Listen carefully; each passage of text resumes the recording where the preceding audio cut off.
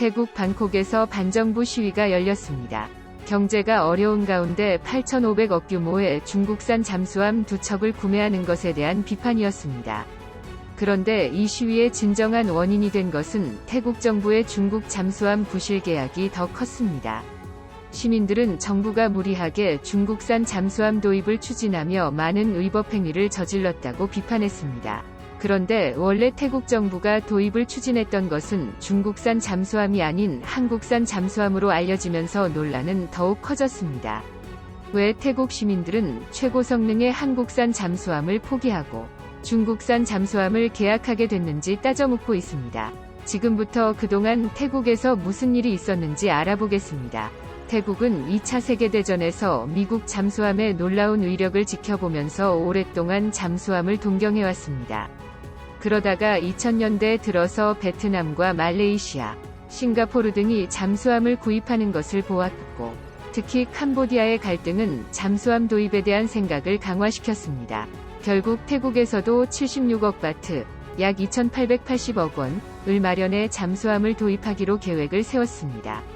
그런데 잠수함이 1000년에서 2000년 통급만 해도 4천억 원에서 6천억 원을 넘겼기 때문에 이 돈으로 잠수함을 사기에는 부족했습니다. 결국 태국 정부는 중고 잠수함을 사기로 했습니다.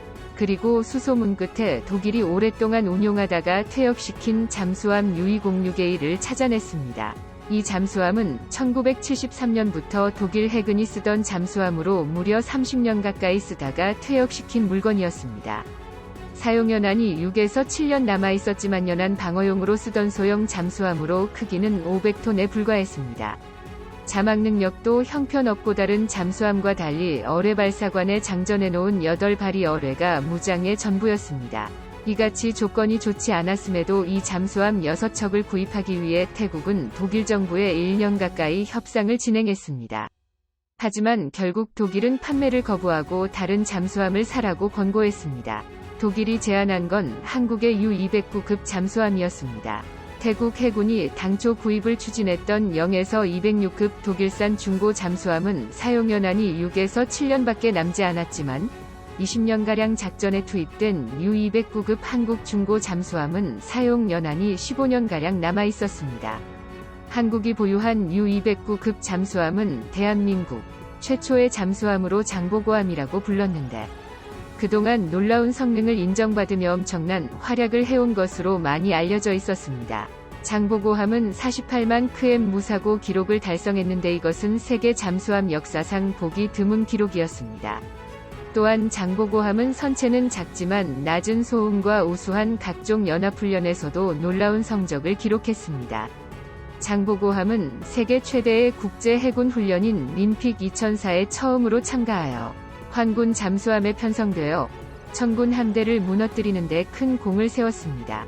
미국 태평양 함대의 잠수함 사령관 설리반 소장은 장보고함이 청군 세력을 전멸시킨 능력과 기술은 매우 인상적이었다고 말했습니다. 장보고함은 청큰 기함인 미국 10만 톤급 핵항모 존 C 스테니스와 이를 호위하는 이지스 구축함 2척과 순양함 2척, 일본 해상자위대 구축함 4척 등 30여 척을 격침시켰습니다. 놀라운 것은 장보고함은 40번 이상 가상어뢰를 명중시키면서도 단 한 번도 탐지되지 않았다는 것입니다. 또한 적함을 침몰시킬 수 있는 10km 이내로 접근하는 데 33차례나 성공했습니다. 이러한 뛰어난 성능으로 1400톤인 장보고급 잠수함 3척을 인도네시아에 수출하기도 했습니다. 이 때문에 독일은 태국에서 제대로 운영하기 힘든 유는 206급 잠수함을 사지 말고 한국이 보유하고 있는 0에서 209급 잠수함을 사라고 한 것입니다. 결국 태국 해군은 독일산 대신 한국 잠수함을 구매하는 방안을 검토했습니다. 이 잠수함을 도입하기 위해 독일과 한국의 해군 장교를 파견해 잠수함 운용 교육을 받게 하기도 했습니다. 태국은 한국산 U209급 잠수함 2척을 도입할 구체적인 계획을 세우면서 이전보다 예산이 훨씬 늘어난 400억 바트, 1조 4,516억 원이 필요해졌습니다.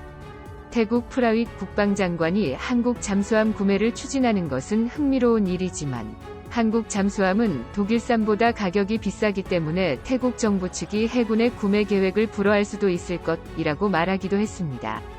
그럼에도 한국산 잠수함은 태국이 선택할 수 있는 가장 좋은 잠수함으로 도입이 긍정적으로 고려되었습니다.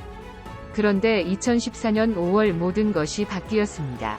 태국에서 육군사령관 브라웃 짜오차가 쿠데타로 권력을 잡았기 때문입니다.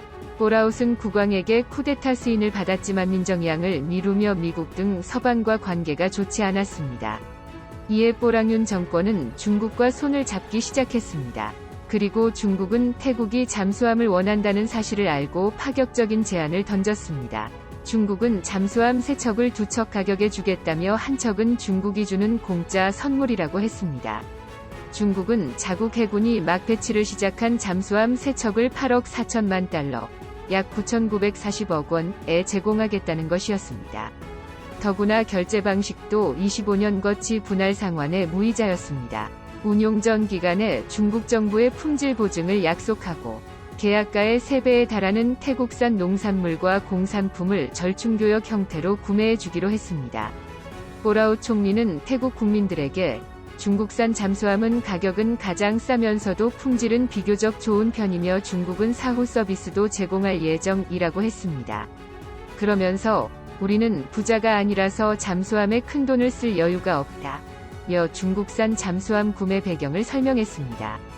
결국 태국은 2015년 계획했던 한국산 잠수함을 포기하고 중국산 잠수함을 도입하기로 계획을 바꿨습니다. 결국 태국은 2015년 계획했던 한국산 잠수함을 포기하고 중국산 잠수함을 도입하기로 계획을 바꿨습니다. 중국은 이후 놀랍게도 얼굴을 완전히 바꿨습니다. 중국은 최초에 태국에게 제시했던 3,600톤급 아 2,550톤급 SE6T라는 축소형 모델을 주겠다고 했습니다. SE6T는 크기뿐만 아니라 배터리 용량도 작아 수중 작전 시간도 크게 차이가 났습니다. 여기에 운용하던 초음속 잠대함 미사일은 최대 사거리가 540km에 달하고 마하 0.8위 속도로 비행하다가 표적 인근에서 마하 2.5로 가속하는 위협적인 무기였습니다.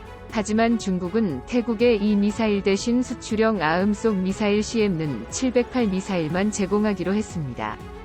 타입는 1S 또한 2척을 8억 4천만 달러에 사면 한 척을 무상의상으로 주겠다는 말을 바꿔 최종적으로 3척을 11억 5,500만 달러에 구매하라고 했습니다.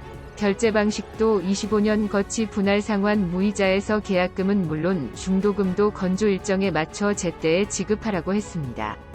24억 달러어치의 태국 물품 구매 절충 교역도 없던 일로 하고 중국 정부가 품질 보증을 해준다는 것도 인도 후 2년간 중선중공이 하는 것으로 바뀌었습니다. 태국 내에서는 중국이 완벽한 사기를 쳤다고 했습니다. 그럼에도 태국 정부는 SE6T 잠수함 한 척을 처음에 중국이 제시했던 가격보다 53%나 비싸게 계약을 체결했습니다. 당시 태국 언론과 정치권에서는 부실계약이란 비판이 제기되었고 태국 내에서 벌라윤 정권의 잠수함 게이트라 불렸습니다. 이후 태국 내에서 비판이 거세지자 보라웃 총리는 성명을 내고 계약에 문제가 있었던 것 같다며 대금이 전부 지급된 한 척을 제외하고 나머지 2척의 도입을 무기한 연기한다고 밝혔습니다.